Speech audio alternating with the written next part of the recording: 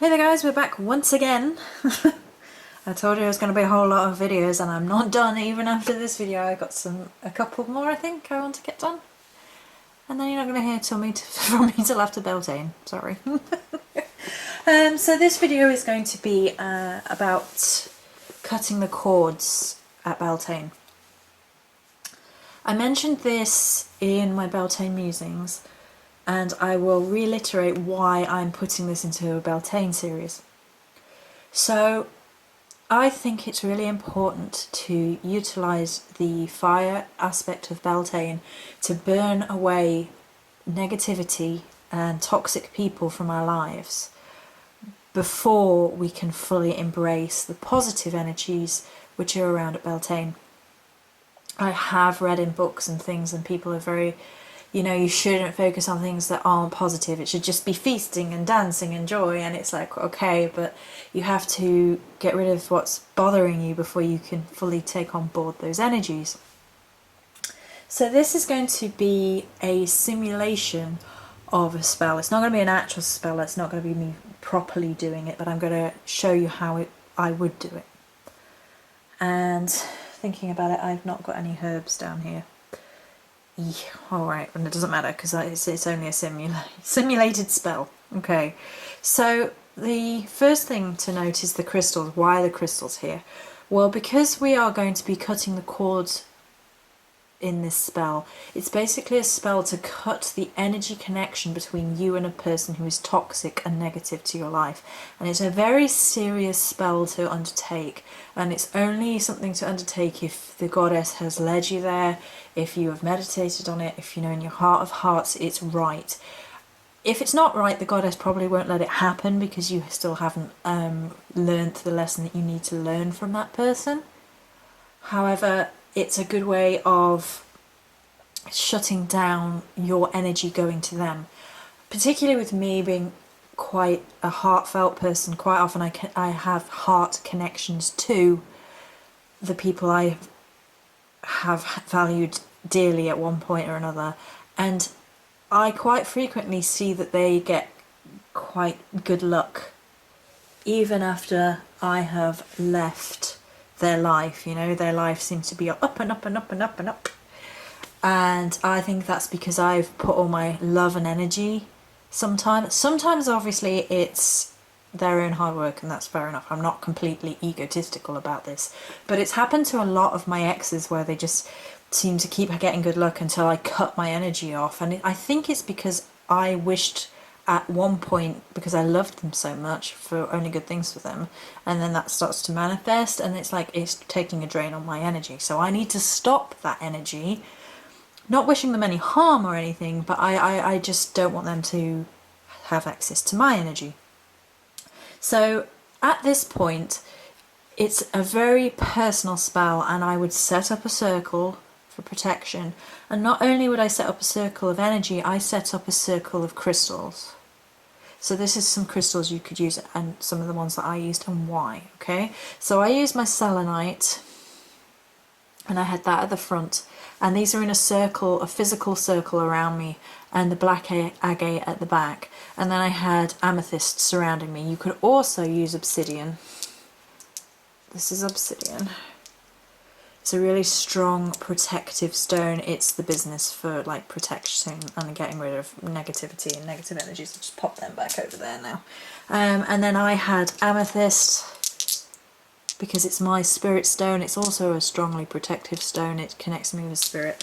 And the selenite was for the goddess, and I used my rose quartz wand to basically join them all up in a circle around me, and then drew like energy lines coming from each crystal to me. And the idea of doing this is because it's energy support for you, because quite frequently, especially if it's someone who's been in your life a long time and has meant a great deal to you, like it was for me, you're gonna physically feel it when you cut that energy off. It's gonna hurt, not physically hurt, but it's more of an emotional, spiritual ache, and I definitely had that. So surrounding yourself with your crystal, your spirit crystal, as well as other crystals, to connect yourself with your god and goddess. And I would cast a circle, and I would invoke your goddess and call on your spirit guides. It's serious stuff, this. It's not to be taken lighthearted. You want to have cleansed your space before. I've even got frankincense and myrrh incense burning just talking about this. So definitely cleanse with your smudge stick or however you cleanse, whether it be with cleansing water or salt or however you do it. Set up a ring of crystals or candles or both, and at a good distance so you can move about if you need to. Okay, and then the next step is to have a black pen and a piece of paper. So I'm going to have to switch hands now.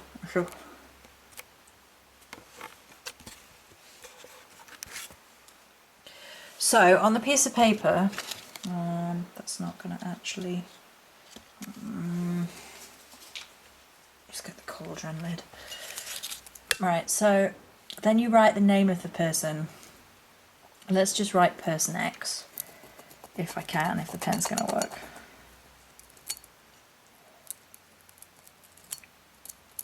Okay, that says person X. It sort of says person X. It's not very good. Right, so that would be the name of the person that you have a connection to. Now, at this stage, you can do any of these things or none. It's entirely up to you. I would cross the person's name out 3 times. And I would probably say something along the lines of, you don't have any power over me anymore, or I cut the connection between us, although I mean you no ill will, I cut the cord, something like that, and cross it out 3 times. Then I would fold it up,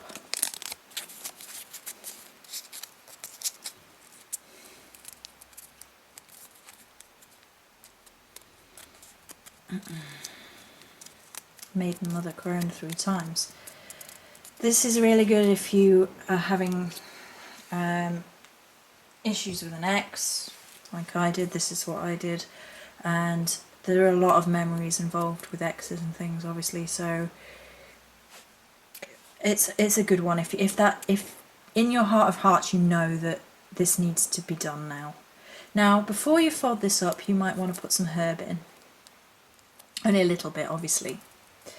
I was going to put rue in this and completely forgot, and it's in the drawer over there, and I'm not moving about because then I have to stop and start and stop and start, and I don't want to do all of that. So if you wanted to put some herbs in at that point, you could do. Just a very little bit on top of the name before you do the folding, and then fold it down. Don't put too much in, because you know otherwise you're not going to be able to fold it properly. And the next step is to use black thread. You could use cord if you wanted to, but I use this black thread. It's quite thin and it takes a lot of time. Now, I don't think I'm going to be able to do this because I haven't got anywhere to pop the camera. Can you sit here? Go sit there on my knee. Well, you're almost on my ankle there, but yeah, sort of. Okay. No, maybe not. Yeah, okay. So then you get your piece of paper and your piece of thread. Okay, and you would... I'm going to just do it a few times off camera so it's tied, right. And you're going round, and I would go backwards, so because you're banishing.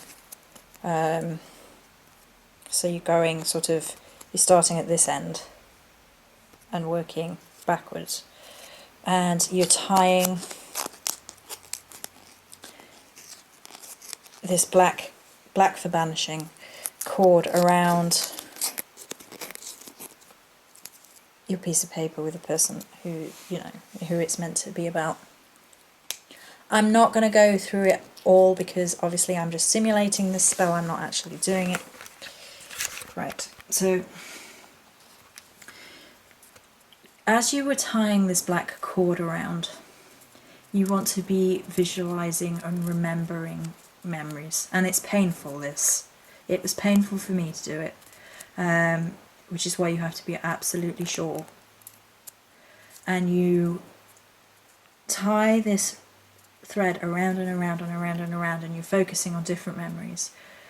First time you met, first time, say it's a relationship, say you know, first time you met, first time you kissed, first date you went on, first movie you saw together, your first fight, the worst fight, everything, right? So you're basically tying all your memories into this piece of paper, and it's also symbolic of the cord between you. Then once you have completely done it, and you can just tuck the thread in or just flatten it down, what I then would do is I would coat it in an oil. Such as, this is my hex break oil. I think I've shown it before. I don't know if I went through the recipe or not. This isn't actually the one I used. I have grades of oils that I use for serious stuff, and there is my strongest oil, which I don't talk about and won't share because it's deeply personal, and I use it for the most serious occasions only. So, but this is something you could use, a hex break oil, and you can find recipes online for hex breaking oils, and basically you just make something up with appropriate herbs such as agrimony, rue,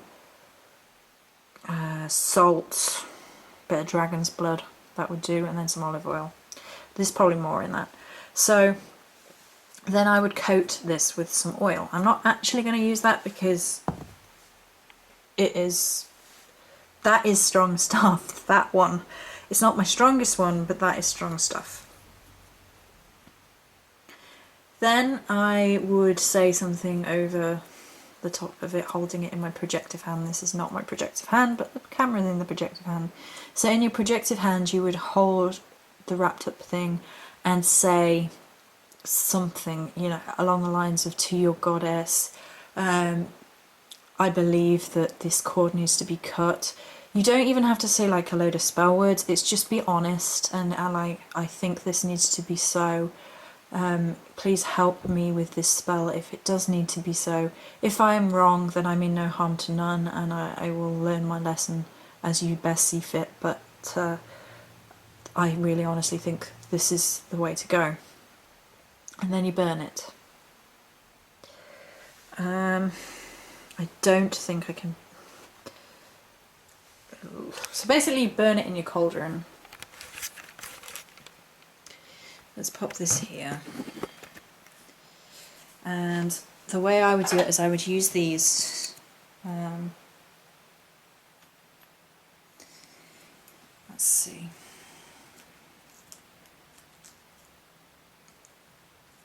We can probably burn it. I mean,